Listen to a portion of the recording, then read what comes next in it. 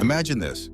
You're fast asleep in your New Orleans home when suddenly the sound of splintering wood jolts you awake. Someone's breaking in. But this isn't just any intruder. It's the Axeman, a ruthless killer who's made a bizarre promise. Play jazz music, and he'll spare your life. Refuse? Well, New Orleans is about to witness another gruesome headline. What drives a serial killer to demand jazz music as payment for survival? And how did an entire city become hostage to his twisted melody? That's what we're uncovering today. And trust me, what happened next will leave you questioning everything you thought you knew about this infamous case. It all began in May 1918, though some historians believe the Axeman's reign of terror started even earlier. New Orleans, a city already steeped in mysticism and voodoo, found itself gripped by a new kind of fear.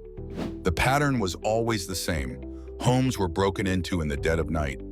The back doors were chiseled open, with surgical precision, I might add, and the victims, primarily Italian grocers and their families, were attacked with their own axes or straight razors while they slept. Now I know what you're thinking. Why didn't people hear these break-ins? Well, that's part of what made the Axeman so terrifying. He was methodical, patient, and somehow managed to move through homes without waking occupants until the moment of attack. By the end of 1918, the city was paralyzed with fear.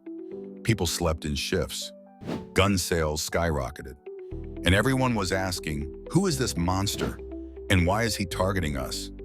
Just when the city thought it couldn't get more bizarre, on March 13, 1919, the New Orleans Times-Picayune published a letter.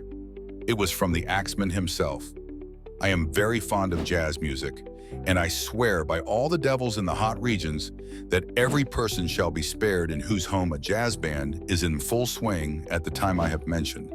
If everyone has a jazz band going, well then, so much the better for you people. One thing is certain, and that is that some of your people who do not jazz it on Tuesday night will get the axe. Can you imagine the panic?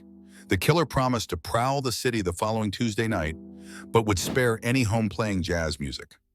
And I get it. This sounds almost too theatrical to be real. How do we know this wasn't just a newspaper making up stories for sales? Well, the letter contained details of the crimes that hadn't been released to the public. This was the real deal. That Tuesday night, New Orleans transformed. Dance halls were packed to capacity. Homes blasted jazz from phonographs. Bands played on porches across the city. The city that had been cowering in fear was now having what amounted to a massive, desperate party. And guess what? No one was attacked that night. But who was this jazz-obsessed killer? Despite massive police efforts, the Axeman remained elusive. Some believed he was Joseph Mumfre, a man later shot dead by the widow of one of the victims. Others thought he might be several killers using the same modus operandi. Here's where it gets even more interesting, and something many people don't realize about this case. The Axeman primarily targeted Italian immigrants. In fact, many of his victims were Italian grocers. This has led some historians to theorize that the attacks were actually the work of organized crime, using the Axeman persona as cover for what was essentially a protection racket. You might be wondering, if this was organized crime, why the theatrical jazz letter? Well, that's exactly the kind of misdirection that would benefit criminals trying to hide their true motives. Create a supernatural boogeyman, and people stop looking for rational explanations. The attacks continued sporadically through 1918, claiming more victims and keeping the city on edge. And despite one of the largest manhunts in New Orleans history, the killer or killers were never caught. The Axeman's last confirmed attack was in October 1919. Then, as mysteriously as they had begun, the attack stopped. The killer vanished, leaving behind unanswered questions in a permanently changed city. But the Axeman left something else behind, a unique place in the cultural fabric of New Orleans. A city already known for its jazz saw the music take on new significance.